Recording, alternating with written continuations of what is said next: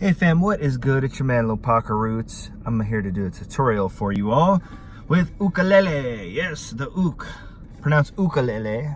The reason it's pronounced u with a u, not ukulele, is because it's Hawaiian and it basically means the jumping flea. So ukulele. There you go. So what we're gonna learn today on the ukulele is a song by Matisiyahu called One Day. I'm not gonna actually play and sing the whole thing, but I'm gonna teach you the chords to it. I'll show you the strum pattern, and then you can practice along. So this ukulele in particular is I want to say a Waterman by Kala. So I believe these things are waterproof and you can take them in the water. They're really cool. This is the mini size one, and then they also have a concert size one. But these things are super sweet. One thing to keep in consideration is if you have an instrument, right? An instrument is almost useless if you don't have a tuner. Not for all of us, because some of us know how to tune by ear and things like that, but this right here means the world. This and an instrument that can keep tune, because I would say I've seen a lot of ukuleles out there that don't keep tune. It could be $1,000 ukulele and the tuners are messed up, this and that. If it can't keep tune, you're never gonna get better and progress. So just keep that in mind. I'm actually on my lunch break, so I'm going to kind of like try to hurry up through this little tutorial for you.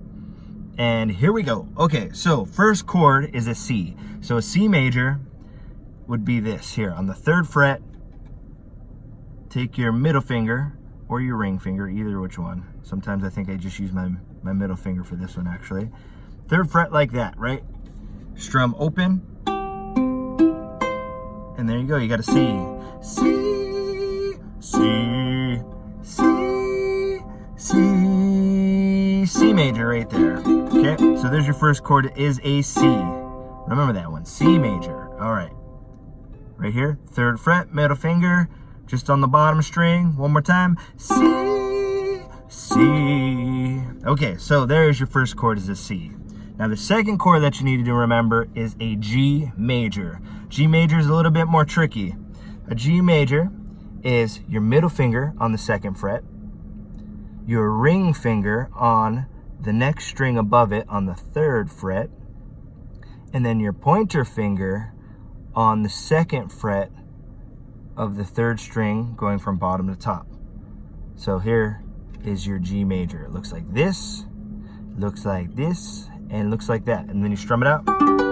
And there's a G, so grand the sound of G major. G, G, G. So there you go, G major. Here, here, and here. G major, all right. So we've got a C, and now we've got a G. The next chord you're gonna have to learn is an A minor. So an A minor, if you think of the difference between a major and a minor chord, a major chord is that bright, happy parent sound. Listen to this G. Happy, happy, bright and happy. You know, like it's just, that is the parent chord. Now a G minor, which we're not gonna learn that chord because I'm gonna teach you an A minor and I don't wanna confuse you.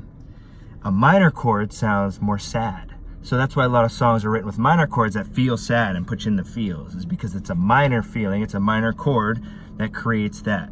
And it's this little theory of flattening your 3rd, but we don't have to go into all that stuff that makes it feel sadder. So remember, the sadder sounding chord is the minor, like the keiki or the child, and the major sounding chord, the bright, happy, la la la la la, is the major chord. So there is your G major. We got a C major, happy, bright chord, G major. Now it's time to kind of tear at your heartstrings a little bit, get you in the feels. So we're gonna do an A minor.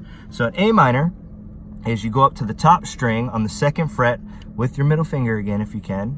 Use your middle finger and put it on the 2nd fret on the top string. And now we've got an A minor. A minor kind of sounds more sad because I'm a minor and I'm kind of sad and in my feels right now. And there is your A minor right there. So we got a C, a G, and middle finger on the 2nd fret on the top string, A minor. Okay, C, G, A minor. The last chord for this progression, because it's a 4-chord progression, is going to be an F major. Now F major is a little bit tricky because there's some things going on, but it'll take a little bit of time to catch the F major, and then after you go through your full circle of C, G, A minor, F major, to let go of that F major and come back to the C to complete the circle, or to complete the chord progression, it's going to take a little bit of time to catch it. But start slow. Crawl before you can walk, before you can run, before you can sprint, before you can do all kinds of other crazy things and tricks and flips and spins and all that other stuff. Crawl first. Take your time. Be slow, be patient. It's not going to happen overnight. For me, I've been at this for about 12 years now, and I'm still working at it. I don't have it. If you ever think you have it, you're still going to have to learn that there's always progression. There's always another level that you can progress to. So anyway, the next chord after the A minor is an F major. So an F major looks like this. You take your pointer finger here, and you go on the 2nd fret of the 2nd string from the bottom here, and you have that one, right? There you go. You've got your pointer finger right here on this fret, pointer finger.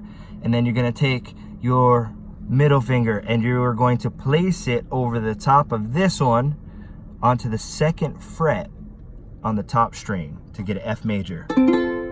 F major, don't you feel so happy when it's an F major? F. And let's see it one more time. So you got your pointer finger on the 1st fret of the 2nd string coming from the top. And then you got your middle finger on the 2nd fret of the top string. And you're not touching that string that's right there, your 3rd string from the bottom right here. You're not touching that one. So you have to literally lift this finger over it. You don't want to touch it like that. If you're touching it, this string right here is not going to make a sound because you're muting it. So you literally have to curl your finger from here over the top like that. And then see how my thumb is in position? Your thumb position allows your wrist to roll over to hold the chord like that. So there we go, look. You can see how the thumb is, it's kind of pinching it. I'm pinching the chord together like that. Make a pinch, and F major. F major. Okay, so we got C, G, A minor, and F. And this is what it sounds like all together. So start with the C, G, A minor, now to the F. Now start slow like this. C, G, A minor, F. C, and G, then A minor, and then F. The hardest part is catching the chords fast enough where they're supposed to be in time. And then back to the F again. So we'll do it real slow. C, then G, and then A minor, and then F major. And then here's how the song goes. Sometimes I lie under the moon, and I thank God I'm breathing. And I pray, don't take me, Lord, 'cause I am here for a reason. Sometimes in my tears I drown, but I never let it get me down. So when negativity surrounds, well, I know someday it will all turn around, because all my life I've been waiting for, oh, I've been praying for the people to say that we don't want to fight no more, and there'll be no more war, and our children will play one day, one day, one day, one day, one day, one day.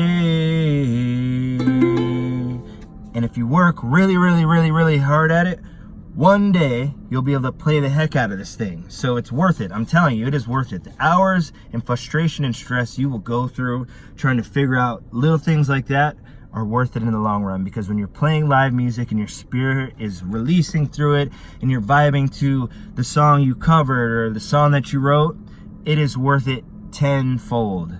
The stress, the sweat, the tears, the blood, the blisters, all that stuff that I put into music is worth it. And it's still a very, very, very long road. And sometimes you will still have your doubts and you will believe, am I good enough? Am I not good enough? You just keep going one day at a time. You're only going to get better. The only way you can possibly ever get worse at music is if you stop trying. That's the only way you can fail. If you stop trying and stop picking this thing up and stop practicing, that is the only way you will fail. Because if you pick this thing up every day for 5 minutes, 10 minutes, 20 minutes, as you start getting good, you start playing it for like 3 or 4 hours straight, and you're just like, wow, this song is happening in this vibe, or I hear a song I could learn and I want to cover it. If you're willing to put that time and energy into it, it will pay dividends tenfold. So hopefully that helped you out.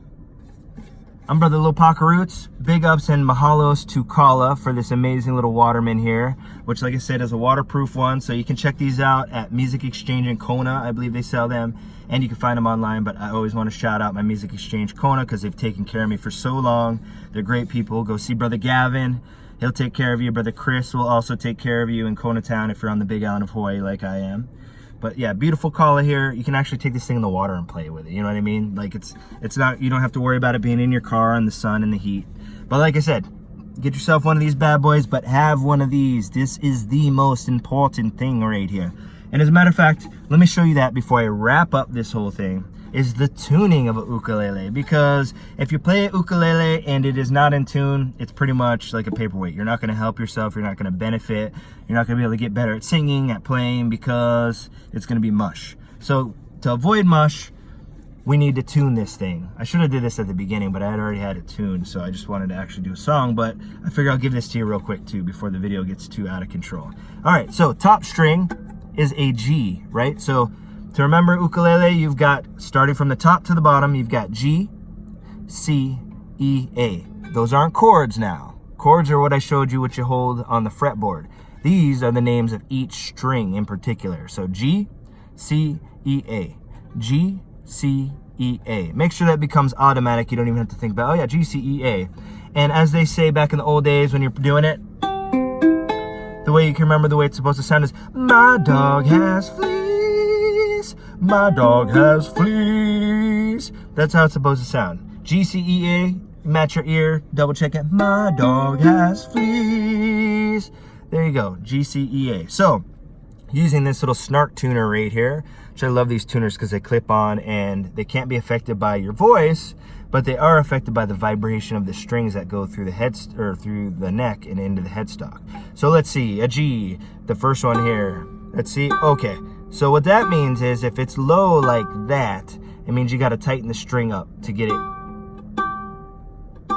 There we go. And there's the sweet spot. Maybe come back a little bit.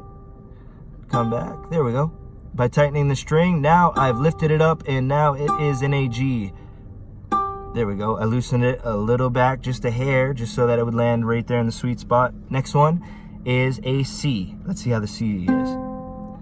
Okay, so to get the C, we're going to have to tighten it up a little bit to get it to where it's supposed to be at 440, which is the perfect pitch or the perfect tone here, the wave frequency. Oh, there we go. Now we got a C that's pretty much close. It can go a little bit over if it has to. I mean, as long as you're in that sweet spot. C. Okay, next one is a E. Is in E, not an A-E. It is an E. G-C-E-A. So here we go. Where are we at? Oh boy, see how that one is really, they call that flat. So it may not sound too much like anything. It doesn't sound that flat to me. But I promise you, as we start to tighten it up, you'll hear it tighten up to where it wants to hit the note. Ooh. Ooh, E. E.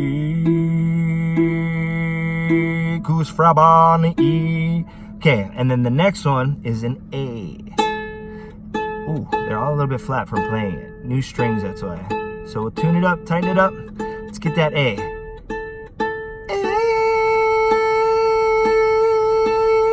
Nice.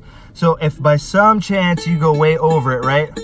And it sounds like super shrill and oh my God, we're almost out of the A into the next one and the A sharp and B, then you just lower it down. You give it some slack. You go the opposite way, give it some slack, bring it down. And there's A. Now let's hear how my dog sounds. My dog has fleas. My dog has fleas. Oh man, that's crispy. My dog has fleas. Woo, buddy. This thing is ready to play and to rock, all right? So thank you for enjoying my tutorial. Make sure you guys give it a like or whatever, comment, share it. If anybody's trying to learn ukulele, It's a good song to learn. One Day by Matisiyahu. Showed you the chords, showed you how to tune this bad boy. Put in the time, put in the effort, put in the work. Brother Lopaka Rootz with love and aloha. Have a good one. And I'll see you guys the next time.